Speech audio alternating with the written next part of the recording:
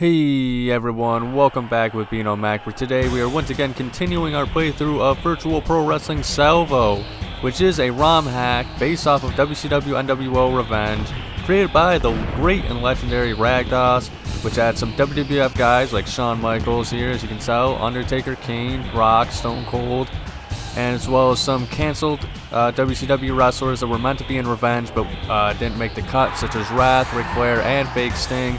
They're all playable in this game as extra bonus characters. They do not replace anybody in the roster, making this a one of the few ROM hacks that actually does achieve that by just adding characters rather than remove them. That's kind of RagDas' specialty at this point, since he was able to also do that in WCW vs NWO World Tour 9 Underground. So yeah, that's pretty much all the details of this ROM hack, in case that's the first time you're watching this type of video.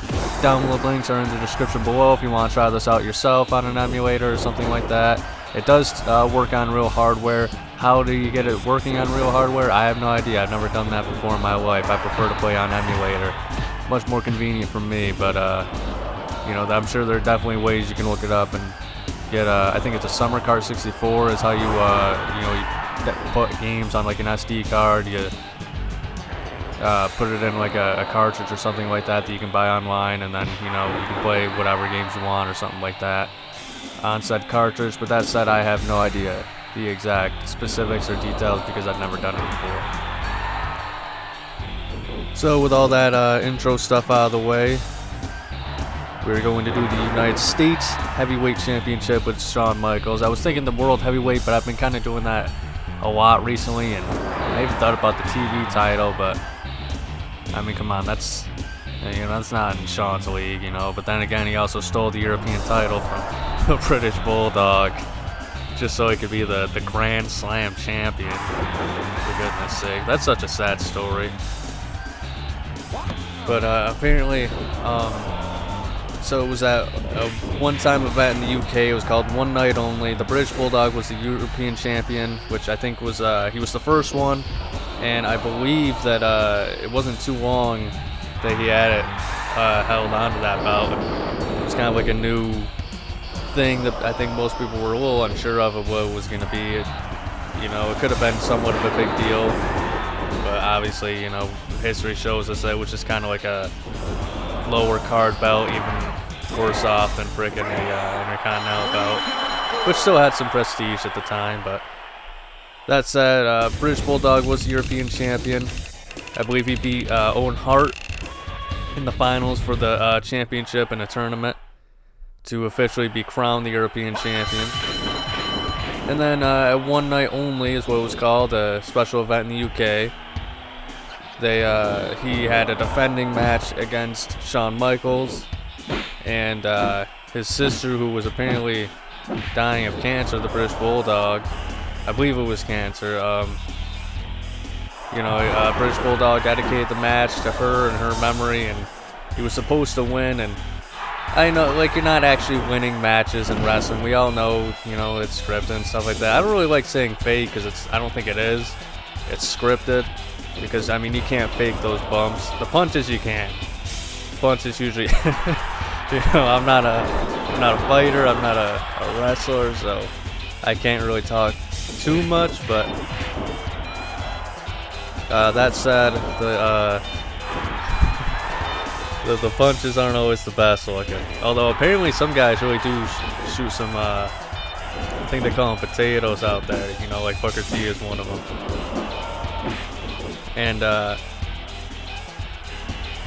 I get that it's scripted and stuff like that, but at the end of the day, like, there is an element of you want certain people to win and to root for certain people, especially based on the storylines, and that's kind of what's going on with Bulldog. He dedicated the match to his his poor terminally ill sister. And then because he was under the impression he was going to win the match, then Shawn had it changed. And then, British Bulldog just kind of lost his European Championship, all just so Shawn Michaels could be the, Grand Slam champion. He didn't even hold on to it for that long. He literally just gave the belt to Triple H. And it was just kind of a really depressing, nonsensical match. that didn't really need to happen in the first place when you really think about it, but would have been really cool just to see, Bulldog not only beat Shawn Michaels, but, honor his, sister with a great match and, a big victory for his career.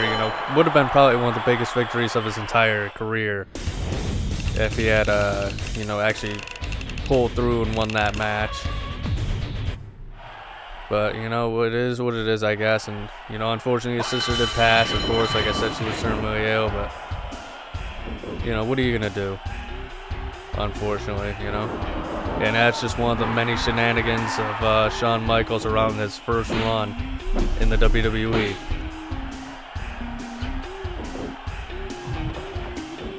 Which actually leads me directly to the question of the day, actually, which is, do you guys think Shawn would have worked in WCW? So around 1997, around the time Brett left, I believe, and when his buddies Scott Hall and Kevin Nash went to the WCW, and probably Sean Waltman or 123 Kid, X-Pac, whatever you want to call him, went to WCW as well. Shawn really, just even though he was the top guy undisputedly at that point because of all the top talent pretty much leaving except for Bret Hart, who it seemed like Vince didn't really ever, I wouldn't say give the proper respect to. It's just he felt like more like an Undertaker character at that point, where he was a top guy, but it was like he wasn't always in the world title picture. He was kind of featured in his own kind of different feuds and stuff like that, which you can look at as like a good thing, like not everything has to be revolving around the title. And I think that there's not enough guys in modern WWE where the storylines they're involved in matter if it's not for a title, you know what I mean? And I think that's something that honestly kind of really started in the Attitude Era, because like I think they just kind of like put a lot of even like top tier feuds, like kind of had some half-ass storylines in my opinion. And it was pretty rare when they actually had like a really big feud. Like I think a good example of it would be Dominic Mysterio, that whole thing with the custody of Dominic at SummerSlam. That was a big feud between Eddie Guerrero and Rey Mysterio, but it wasn't for a title. I mean, in a weird way, you could kind of say it was, because it was for the title of who's gonna be Dominic Mysterio's dad, but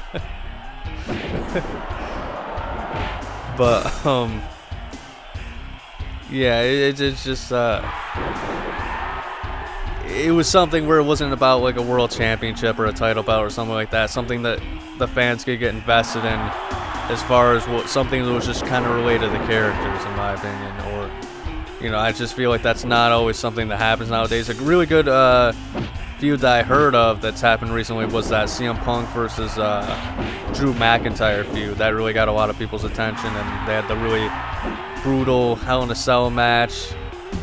So it's not that it's impossible, it just seems like it's less than that kind of, like it happens less often nowadays. Like The Undertaker, for the longest time, like he was such an established character, he could just, he even said it himself, he wrestled like the worst and like the shittiest wrestlers there were, and yet he was always still relevant because of how popular his character was, which obviously that is not an easy thing to maintain. But I mean, that said, obviously The Undertaker did it for like 3 decades. So I don't know, I wouldn't exactly say it's impossible. I think Kane was also a very similar character in that regard, in which he always had storylines, but most of the time he wasn't going for a world championship. And you could argue, it was very over the top, like the time where he unmasked and started electrocuting, people's testicles and setting people on fire. And, and tombstoning old ladies and stuff like that, But, it's just, it feels like we need more of those kind of storylines for top tier talent nowadays. I think that'd be, I think that would help a lot of characters kind of stay relevant and all that stuff and storylines, and they still do it, and it just doesn't seem like it's to the same degree, in my opinion. But I haven't watched it in a really long time, but I don't know. I heard for a long time that the WWE was on top and was giving out the best stuff, and then when they went to Netflix, it seemed like everything just kind of went downhill this year in particular. And now, you know, everybody is saying that AEW is bringing the heat, and WWE hasn't even turned on the stove yet. I don't know if that's a real saying, or not, but we're gonna go with it. So he does not have any sort of top rope finisher. I can promise you guys that, Shawn Michaels. But anyway, let's see if we can hit him with the elbow drop. What? Come on, man. Shawn Michaels should have been able to hit that. But anyway, what was I saying?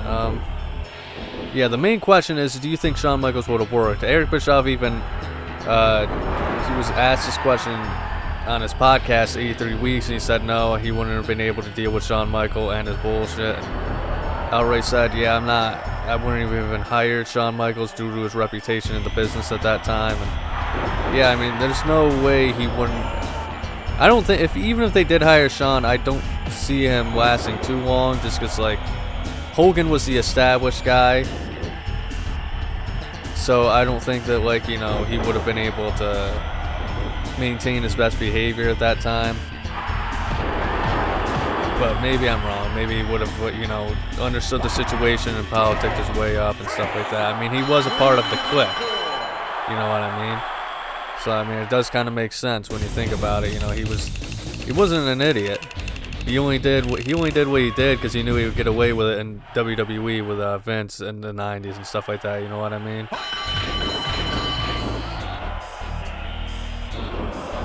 But he was also on, you know, drugs and stuff like that at the time too, which was not doing him any favors. But interestingly enough, he did.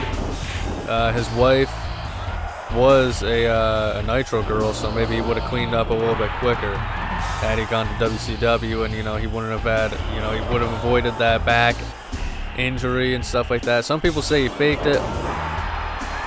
I wouldn't say he faked it. I think the career-ending part of it was obviously fake because he would eventually come back. I think it was just a really bad injury that, you know, he needed time off for, but, you know, maybe he just said, all right, you know, screw it, I'm done with this.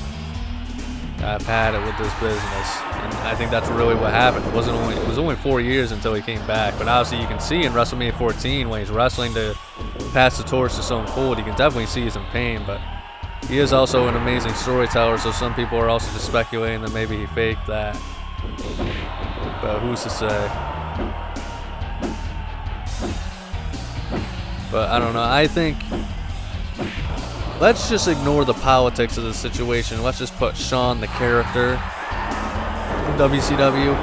I think, you know, especially since he would have undoubtedly been in the NWO, I think he would have been I think he still could have been a top guy, especially since, you know, him, Scott Hall, Kevin Nash, you know, the three of them as the original NWO instead of like Hulk Hogan, that would have been awesome. Obviously, 1997 or 96 or whatever would have been a little too late for that, but that said, man, I mean, I think they would have been a much better NWO if they had just those three instead of Hulk Hogan, personally. The tough thing is there, though, would they have gotten the same amount of traction, because I feel like a big part of the NWO when it first came out was the shock of Hulk Hogan turning heel at that time after being, you know, the top babyface for so long. So I think over time they still could have definitely gotten the, you know, the same notoriety and stuff like that, and the coolness factor that they eventually got from, you know, the original NWO and WCW, but it's tough to say just how popular the NWO would have been had Shawn Michaels been in it instead of Hulk Hogan. But, I mean, in WWE it would have been perfect for him anyway, because, I mean, let's be honest, that's what the Clique was. They were pretty much like the real-life NWO that was holding back so much talent and stuff like that. They were the guys that were in charge.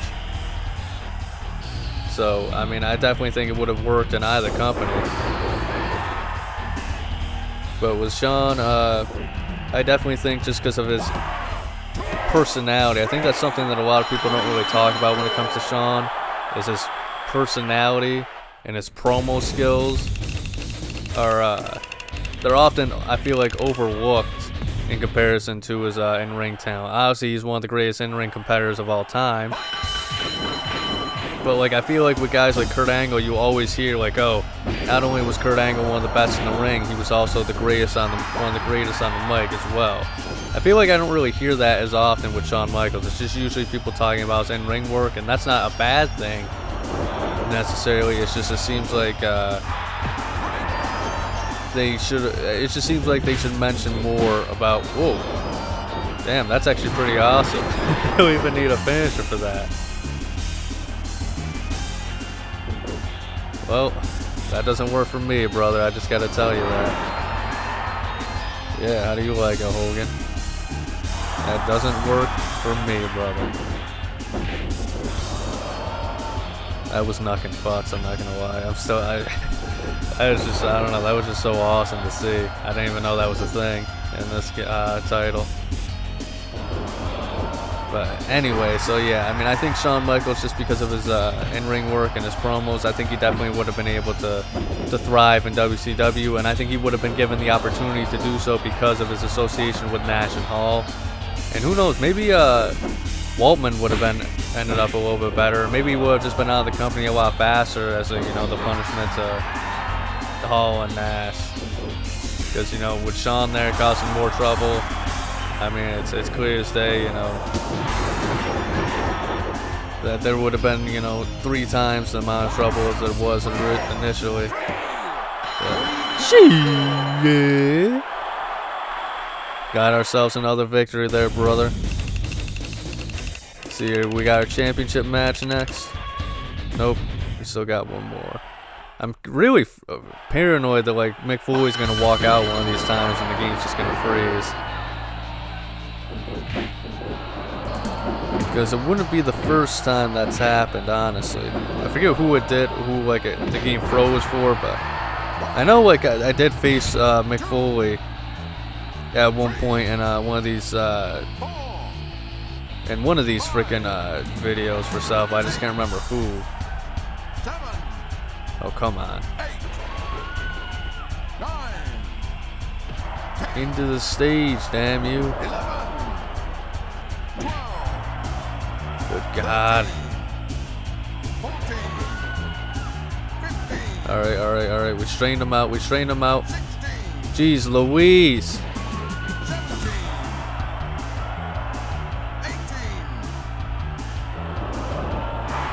Okay, if he doesn't get in time, that's his fault. God damn it, I didn't want him to actually get in time.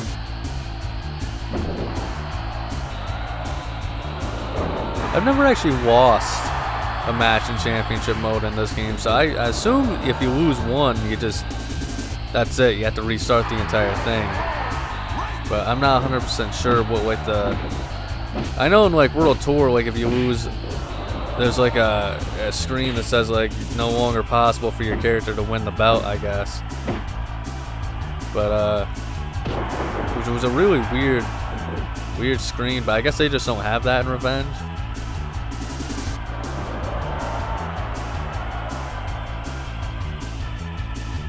Jeez. Giant, are you even trying?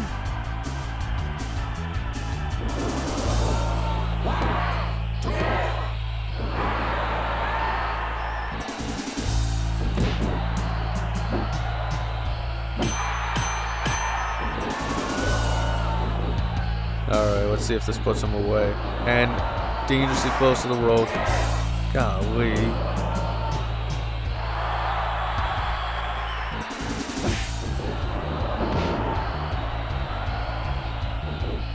Alright, we're gonna probably have to hit him with the sweet chin music. But maybe this will put him away. Bret Hart? What the devil are you doing here? Oh, that's right, to get a sweet chin music. Yeah. That's what I thought, Punk. After a kick like that, Bret Hart's surely seeing sunny days, folks.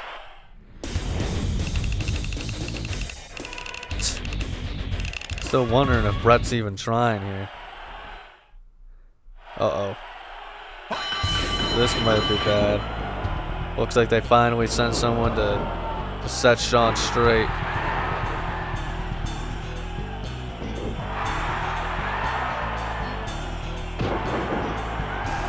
That's actually a really nice cover on Meng. I'm just throwing that out there. I just really like the color. Well, I think Shawn has the same color, just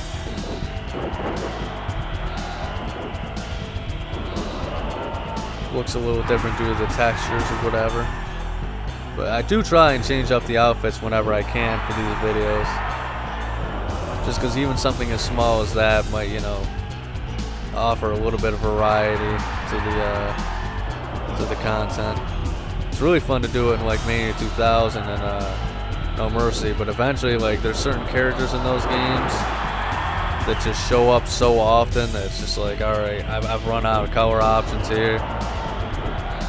Especially the Hollies in No Mercy. I mean, I tried to change them up every week, or not every week, every chapter in Championship mode, and it just got to the point where, like, I ran out of outfits, so it was just hardcore Holly wearing, like, terrible brown-looking boots and jeans.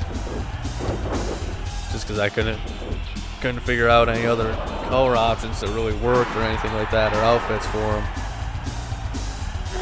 I think somebody even commented, and somebody even commented down below, and one of them was like, "Look, man, this hardcore Holly outfit, it ain't working. That doesn't work for him, brother."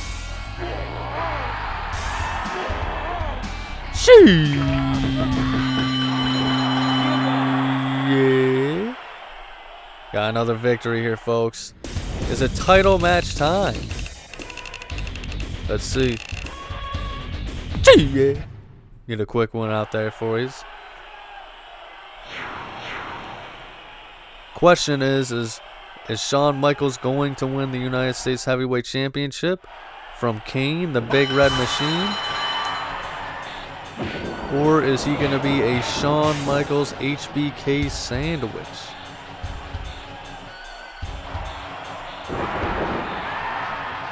Well, it's looking like the former here.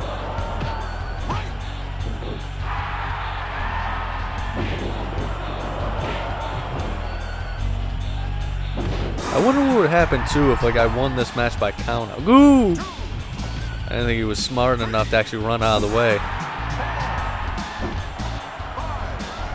I'm not gonna. Oh!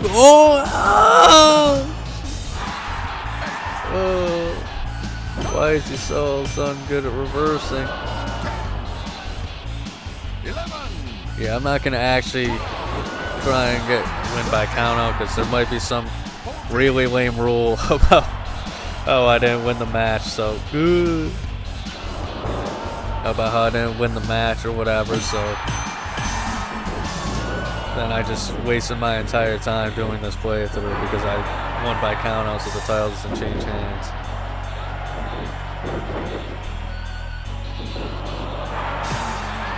At least I never really watched WCW, but I'm assuming that was a similar rule. I know, like, for the while they had the no over the top rope rule, where if you threw somebody over the top rope, you would get immediately disqualified. There was also the I think it was during when they were really trying to do their light heavyweight championship run, where if you stood on the top rope for more than 5 seconds, you would get disqualified. Didn't really understand that rule too much because I don't think you got any trouble for. I don't think you got in any trouble for actually doing an attack off the top rope. It was just standing on top of the top rope on the turnbuckle. Yeah. All right, folks. Shawn Michaels, the United States Heavyweight Champion of WCW. Imagine that timeline, man. Imagine that timeline. If I could be serious for a minute anyway. That said, guys, thanks for watching. If you enjoyed, please like and subscribe to me, Bino Mac. Tomorrow's video will be a comparison of WCW NWO Revenge and WCW Backstage Assault. Every Sunday I do comparison videos, character and mode evolutions, personal rankings, and more one-off Aki videos. If you want to see a non-Aki wrestling game playthrough, check out my Kane Redemption run and WWE SmackDown Here Comes the Pain. And if you want a non-wrestling game playthrough, subscribe to my Let's Play channel, Bino Max. Link in the description below. I play titles like Super Smash Bros. Ultimate, Medieval, Mortal Kombat Deception, and Family Guy the video game. Above all else though, please remember to have a nice day.